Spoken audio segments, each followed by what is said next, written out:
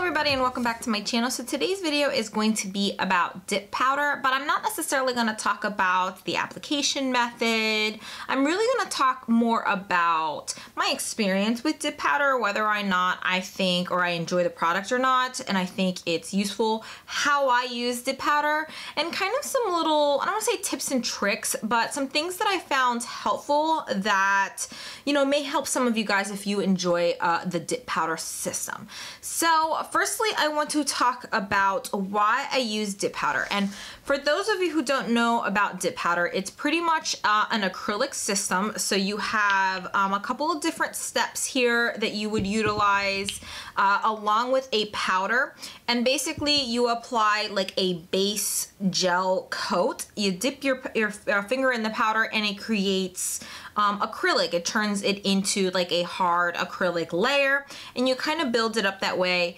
It was intended to be used on natural nails, but you actually can use it with nail tips. So going back to how I like to use dip powder, I personally only use dip powder when I have a really bad nail break, because when I tend to have nail breaks, they tend to be kind of in a very painful area across the nail, and I don't like to cut my nail. So if I can still salvage it, like if it went down the side, or even if like my whole nail kind of came off, sometimes I'll use my natural nail as a tip and just glue it on there and then apply the dip powder on top. But I like to use it while I'm growing my nails out. So I typically don't do a full manicure of dip powder. On occasion, I have done a full manicure if I know I am going to use it for at least, or keep that manicure on for at least a week or longer. And the reason I say that is because removing the dip powder is not quite as simple, obviously, or as quick as removing regular nail polish, but even furthermore,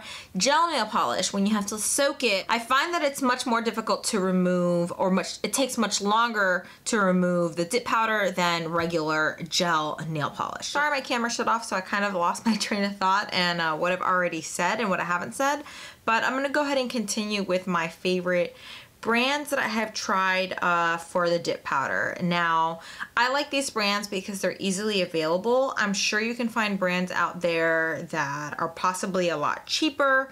I like these brands because I can find them on Amazon. They're relatively inexpensive for the amount of dip powder that I use. And I also don't have a license, so I don't have access to a lot of these like professional dip powders that I've seen out there. So the first one I have to share with you guys is the SNS powder. I believe this was the original brand. Don't quote me on that, but I believe this was the original brand that created the whole dip powder system.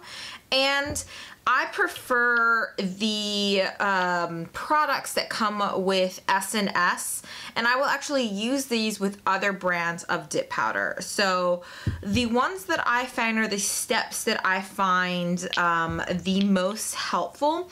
You don't necessarily need like their first step, which is kind of like a dehydrator step. You can use your own dehydrator if you have something that will pretty much remove any excess oils from your nails.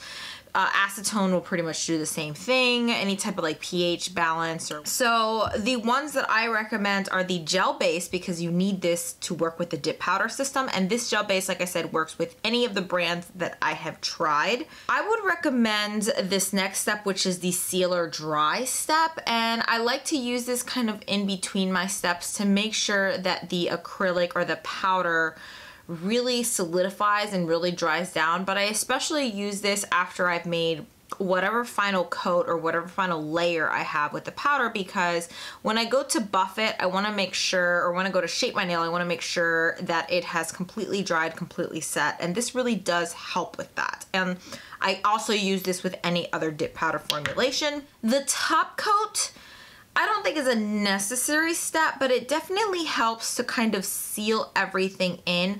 I personally only use the top coat to kind of give that extra layer of protection, because I will actually go in with a nail polish color of my choice. I still like to use regular nail polish with my dip powder, so I will typically use like a natural color or a clear color of dip powder, and then like I said, go in with a regular nail polish on top, because that way if I want to change the color out, I don't have to remove the entire dip powder. And like, I don't like having a manicure for more than like 2 or 3 days. That's just my personal preference. Some people like to have it for like a week, but that way if I want to change my nail polish color, I still can, and then I apply a regular top coat on top of that. And it's not very, it doesn't really make for a very thick manicure. I haven't had any issues with it.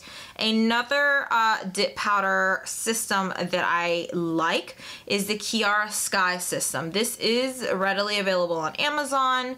You can actually get lots of different colors for Kiara Sky. So I have the clear one here, the natural one. I picked up both just to kind of see the difference. And then I also picked up the Strike Gold one. So Kiara Sky offers a wide variety of different dip powder colors, finishes, so on and so forth. So I wanted to try kind of like a glittery one just to see how it would work out. And I also do a few people's nails and they kind of wanted this gold. So I went ahead, purchased it, give it a try, and I really do like all of the different colors that they offer. I am not so impressed with the products that you would use with the dip powder. So the base coat, the top coat, so on and so forth. And the reason for this is that top coat doesn't do it that badly, but they do have like replacement brushes. But what ends up happening is, especially with the gel base, is it gets around kind of the edge of the bottle. And what ends up happening with mine is that it gets stuck, like it seals the bottle. So I have a very hard time opening up my gel base. I do put the brush in their little cleaner solution that they have, and I have a hard time with these bottles and keeping the brushes nice, keeping them clean, and being able to open them. So really the only one I don't have a problem with is the top coat. And the top coat for Kiara Sky is better than the SNS one. So I use these interchangeably, and I personally haven't found or haven't had an issue with it. Of course, these companies are not going to recommend for you to use these products interchangeably, but I mean, the formulas are basically the same thing. So I don't know. I personally use them interchangeably, and I don't have a problem with it. A trick that I wanted to share with you guys, or a tip I wanted to share with you guys, is the biggest issue that I found with dip powder is how do I basically try out different colors without going broke. And so these are relatively expensive, or it starts to add on when you start buying multiple colors. And something I wanted to share with you guys, like I said, not everyone may find this method helpful or whatever. So I have all of these pigments, and I found that you can use like eyeshadow pigments or any type of pure pigment. But I have all of these pigments here from CND. It was like an additive line that they had a while back ago. I found a whole bunch of them on eBay back when I was really into using these like pigments or special effect pigments that they had. And pretty much what I will do is I will create my own powder. So I will take some of my own color. So I'll take some of the clear powder or the neutral powder. And I have a whole bunch of little containers that I just have lying around in case I ever need like a container to like mix something, mix paint, anything like that. And what I will do is I will take a little bit of the pigment and mix it in with the clear powder, and it creates your own custom color. They have a wide variety of pigments, of glitters. This is like a little glitter effect here, like chrome colors. You have like pinks and purples. I have some iridescent glitters in here. And then what I like about the CND one is you can pretty much buy all of the primary colors and create your own color, because if you mix primary colors together, you create a brand new color. So I love this. You only need a little bit of it and it goes a long way. That's honestly the best thing that I can tell you. You can buy some clear or some containers with like lids on Amazon. They sell them in so many different sizes, like little jars with like lids and stuff on them.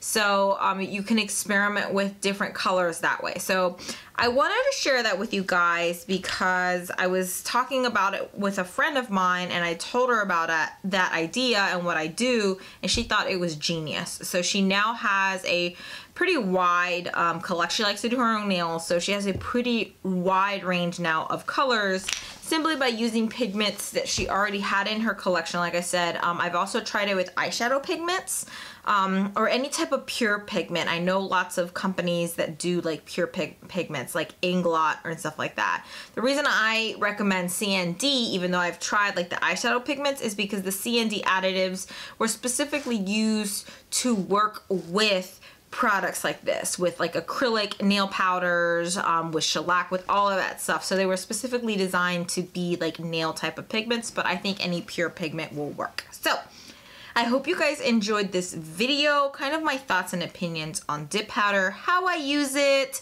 you know, just a little bit of information on dip powder for you guys. If you want me to do like a demo, I'll be glad to do one, but there's so many demos out there, you know, I figured it would be kind of a redundant video to do. So give this video a thumbs up if you guys enjoyed it, or at least if you found it somewhat entertaining.